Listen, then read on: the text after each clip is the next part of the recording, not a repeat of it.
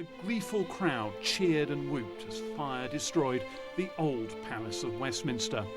It was an awesome spectacle, the greatest fire to hit our capital city between the Great Fire of London and the Blitz of World War II, and it swept away a historic but squalid complex of medieval buildings that had housed Parliament, the Commons and the Lords for centuries. The hand-pumped fire engines of the day were powerless to prevent the destruction of a sizable chunk of British history.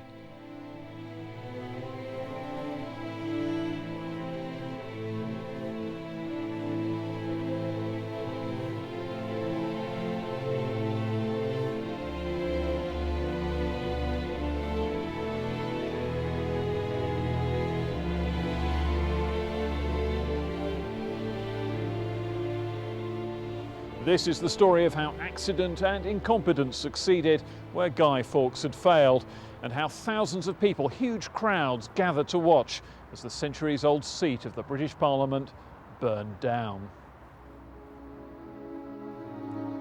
Behind its recently added 19th century facade, the old palace remained the chaotic, unplanned, rat-infested collection of medieval buildings and jerry-built additions that had been gifted to Parliament by the boy king Edward VI. In those days the Commons met, as it had for centuries, in St Stephen's Chapel, once the chapel of the royal household. The first MPs had turned the pews sideways to face one another, setting the template for our party system in the process. This was the chamber of Pitt and Peel and Walpole, the chamber invaded by King Charles I and his soldiers when he attempted to arrest 5 dissident MPs in the build-up to the Civil War, only to be told by the Speaker in one of the great scenes of parliamentary history that he had not eyes to see nor tongue to speak, but as the House was pleased to direct him, leaving the monarch to retreat from the chamber, pursued by cries from the MPs of "Privilege, privilege!" So it's a pretty cramped, small chamber, which of course it had to be because there was no amplification. I mean, people really did make speeches then. They really threw their voices. But it was small for obviously practical reasons. You had, I think, in excess of 700 members of Parliament at the time of the fire of 1834. The cramped conditions weren't the only problem. The stench of the open sewer that was the 19th century River Thames poured through those great windows. At night, the fumes from the candles made the air unbreathable. In the Parliamentary Archives here in the Victoria Tower, where old Acts of Parliament written on great rolls of vellum are stacked on the shelves, the parliamentary historian Philip Salmon told me the MPs of the era had long been dissatisfied, but they'd rejected numerous schemes to move somewhere more salubrious. The old palace and the Commons in particular had long been considered very much unfit for purpose. They were very cramped. The Commons chamber itself measured just 57 feet by about 32 feet. In fact, most pictures from the time make it look a lot larger than it actually was. What actually happens is that on the grounds of cost and on the grounds of taste, all of these proposals are rejected, but in 1801, when 100 extra Irish MPs come and sit at Westminster, that sort of forces the issue. They also, at that time, begin to build a whole series of other buildings around St Stephen's Chapel. It's the smoking rooms, committee rooms, corridors. There's the famous library that's built. And so, actually, many of the buildings that are destroyed in 1834 are actually fairly new buildings, many of them wooden. And it's often thought that they're all old, but they're not.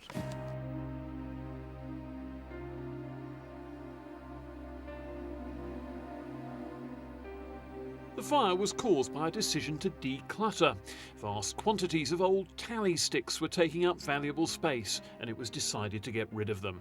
A few tally sticks are still preserved in the Parliamentary Archive.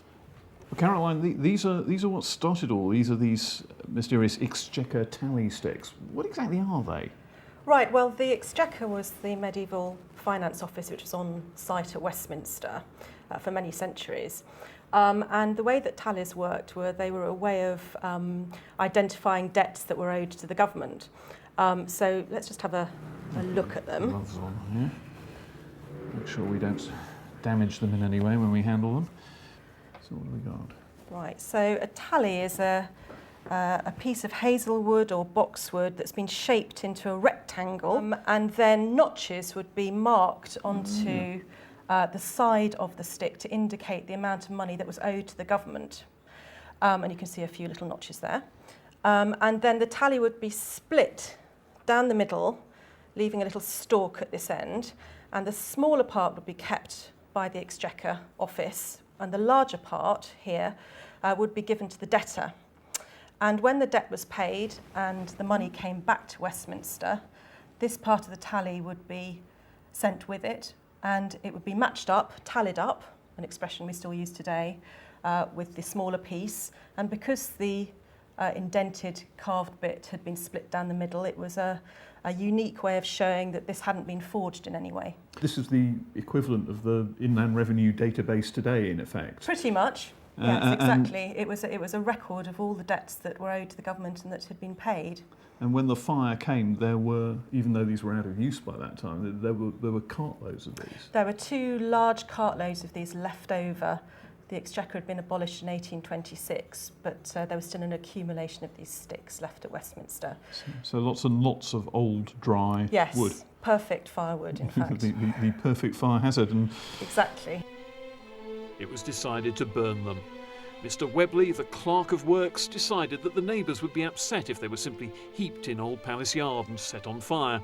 So instead he detailed 2 workmen, Joshua Cross and Patrick Furlong, to feed them into the furnaces in the cellars which heated the garish splendours of the House of Lords. The work went on all day, and they were supposed to be careful not to stoke the flames too high. But witnesses later described them throwing in great handfuls of tally sticks onto an astonishing blaze. By the afternoon, the housekeeper, Mrs. Wright, was complaining in the Chamber of the Lords that it was in a great smother, and the throne could scarcely be seen. A visitor who stood in Black Rod's box, the scarlet-curtained enclosure to the right of this picture, recalled, "The heat was so great, I said, 'Bless me, how warm it is here.' I felt it through my boots." Cross and Furlong knocked off late in the afternoon. Mrs. Wright locked up the chamber at 5. By 6 it was ablaze. I think it was an accident that had been expected and predicted. In fact, only the previous year a committee of the House had looked into the structure of the rebuilding that they were doing at the time to try and improve small parts of the accommodation. And they had noted on the ventilation systems and the heating systems that they were very unsafe. The flues hadn't been swept for a year, and this was another cause for concern. And there had been all sorts of fire warnings in the past. So it wasn't terribly unexpected. It still happens today. People do put things on the fire, and if they put too much on and they get too much of a blaze on and they haven't swept the chimneys, which apparently they hadn't done for sort of many a year here, once the fire gets hold in the chimney, if it takes a hold on any of the timbers which come through, then we're going to get spread of fire sort of laterally along those timbers.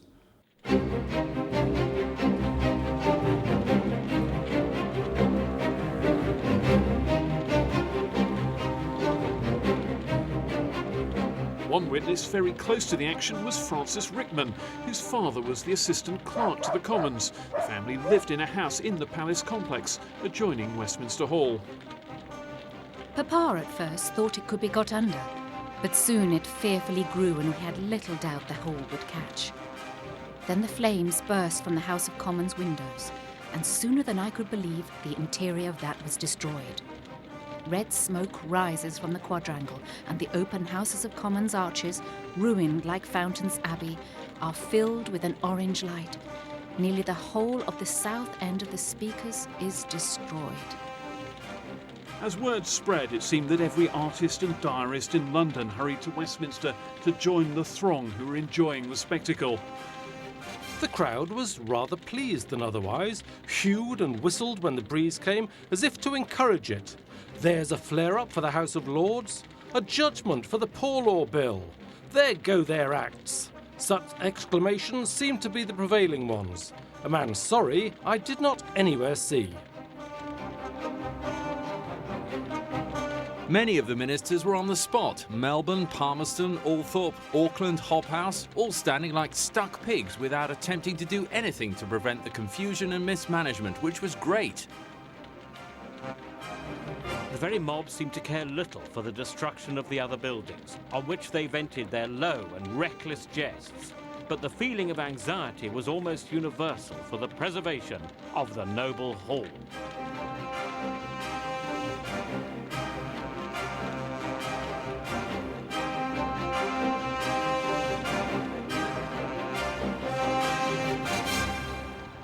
Then as now, the buildings of Parliament were dominated by the vast bulk of Westminster Hall, the greatest medieval hall in Europe. And as the flames began to consume St Stephen's Chapel, the place where the House of Commons sat, which would have been about there in the modern building, as the flames consumed that medieval chapel, the Chancellor, Lord Althorp, shouted out his famous command to the firefighters. Damn the House of Commons, let it blaze away, but save, oh save the hall!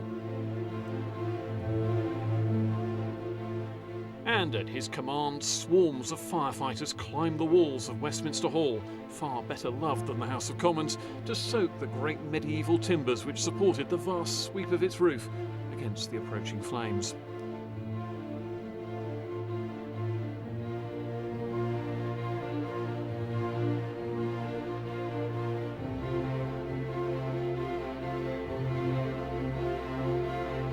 So did their desperate efforts indeed save the hall, or was it simply luck? I think it was the fact that the wind did change. It took the fire away.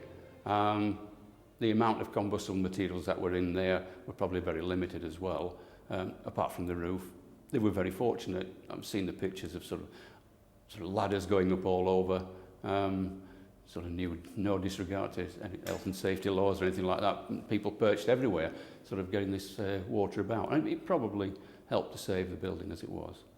Well, of course, the crown jewel of Parliament is the Westminster Hall, and that did survive. And sometimes I've left here very late at night when there's only emergency lighting in the Great Hall and nobody else about, and I walk through that Great Hall, and I can tell you the hairs on the back of my neck stand up. This is not an eerie sight, but you get a feeling of continuity. You realise that on this site, covered by the roof which still survives, this roof of sort of, I think, 700 or 800 years old, on this site, some of the great constitutional events have taken place. The trial of Guy Fawkes, Braveheart, William Wallace, and the great trial of Charles I took place there. So you cannot help but walking through that wonderful hall and feeling a great sense of history. One of the relics rescued from the fire was the ultimate product of the trial of Charles I, the King's death warrant, complete with Oliver Cromwell's signature, with his seal and those of his colleagues. The old Speaker's house, tucked in beside Westminster Hall, was badly damaged in the fire. Its replacement contains more keepsakes of the destroyed House of Commons, and the current Speaker, John Bercow, lives and works amongst them. And that's it there then. This is the great table. Let's go and have a look. It's huge. It is very large. I think most people looking at it would say that it's very impressive. We have here what look to be the sockets or base of the brackets for the mace. Imagine really that in the middle of a fire, people could have just run in and quickly grab this and run away with it. It's enormous. I mean, it's enormously very heavy. I think it's been estimated that it would take several people, possibly as many as 20 people, to carry and shift it. It's an enormously weighty table. So the heels have obviously sort of dented it over. There are rather notable heel marks there, and the interesting thing is that they do seem to be just at one side. Shoes or some other heavy item You can just rested imagine upon them and fairly badly scratched them, because the rest of the base is pretty much untouched. I see, but how do you feel about the thought that, you know, Palmerston or Pitt or Peel or someone pounded on this table once upon a time? Well, it's a magnificent thought, and it can't be demonstrated, but it certainly has a grandeur about it. Yes, judging. Back in the parliamentary archives, more treasures are preserved. We believe that this 1562 Cranmer Bible was the Bible that was on the table of the House of Lords chamber and which peers used to take their oaths when they were admitted to Parliament. You can see this amazing 16th century print, but there are parts around the edge which were badly burnt and have been cut away and restored. So it's a bit mangled at the edges. It's a bit mangled at the edges, but very atmospheric as well. This is in fact an account book from the Sergeant at Arms Department, going right up to the day before the fire. And it's also been restored, but you can and you see that that's see been inside that it was seriously very damaged. heavily damaged by the fire, but because it showed all the payments being made to staff in the House of Commons right up until the fire, they decided that they needed to keep it, so they did that, and that's how it survives now. And besides the Great Hall, a few other fragments of the medieval palace have survived. These Gothic cloisters, one of the hidden jewels of Parliament, normally closed to the public, and just beside them, the chapel under the old Commons chamber. The chapel survived. The chapel, St Mary's the Undercroft. And that really was wonderful, because above it was the old House of Commons. If you remember the King's medieval chapel, his place of worship, that was gutted. But the structural integrity of the St Mary's the Undercroft survived. And the Victorians rightly decided it should return to its original purpose as a place of worship. And therefore today we have this lovely place for private prayer and reflection. It's not a museum piece, it's not part of the tourist trail. And of course it's a living church. The children of members of Parliament and the grandchildren of members of Parliament can be baptised there, and their marriage is blessed there. William Hague had his marriage blessed there, and Charles Kennedy, and many others. And in fact my daughter's going to be married there. So it's a very lovely place for all of us, and we're very proud of it. But it survived the fire of 1834. That's the great surprise and the great treasure part of it. Much else did not, and in the days after the fire, the artists were back to capture the aftermath as workmen laboured to shore up the tottering structure and establish temporary chambers for Lords and Commons. And there was one more eminent visitor, the old King, William IV, who seized on the opportunity to try and dispose of an unloved royal residence. He immediately rushed to the scene the next day. The reports, he went through all the rubble, quite sort of taking risks and looking at everything, and then offered Buckingham House, as it then was, which was nearly complete at the time, as a new seat for Parliament. He repeatedly pressed ministers about this, particularly the Prime Minister, Lord Melbourne. And in the end, Lord Melbourne had to be quite sort of strict with him and say, absolutely not. And the usual reason that's given for this is that by this time, there's a sort of historic sentimentality about staying on the same site. Historians talk about the politics of place, the genius of place, about maintaining these links with our ancient constitution by staying at Westminster. This is Lord Melbourne to the King, the 1st of November 1834. He says, "There can be no question, as your Majesty states, it is your Majesty's undoubted prerogative to appoint the place of meeting of your Parliament. But if the two Houses of Parliament are rebuilt in the same quarter of the town in which they have stood so long, their present character, form and extent may be in a great degree preserved. If a total removal takes place, i.e. to Buckingham House, to a situation where space is unlimited, it will be very difficult to avoid providing much larger accommodation for spectators as well as for members. And Viscount Melbourne need not recall the fatal effects which large galleries filled with the multitude have had upon the deliberation of public assemblies and upon the laws and institutions of nations." That's a very strong anti-democratic statement. In other words, keep it small, keep it at Westminster. There's not enough room for the public.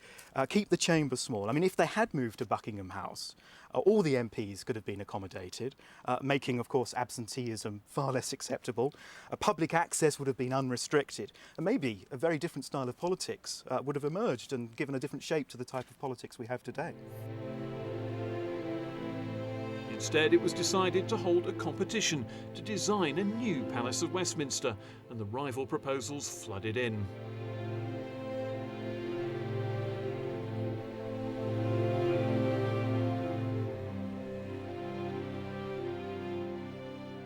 The competition came about really as a public protest against the idea that the sole remaining architect at the Board of Works, a man called Robert Smirke, whose work wasn't very highly regarded, would be in charge of rebuilding and redesigning the new structure. And out of that, and out of the fact that many people hated him, came this sort of public competition. The first public competition that I'm aware of for a national sort of heritage site on this type of scale. It had to be built in an Elizabethan and Gothic style. I think that's crucial. Many historians have pointed to the need to identify with the past, to project an image of stability at a time of sort of unprecedented social and political turmoil, hence the decision to build in an Elizabethan or Gothic style. Charles Barry's romantic Gothic design, configured around the ceremonial of the state opening, was the runaway winner. And as Melbourne had suggested, it provided only limited space for the public and the press. So it was that the new Houses of Parliament rose from the ashes of the old, that forgotten hodgepodge replaced by one of the most recognisable buildings in the world.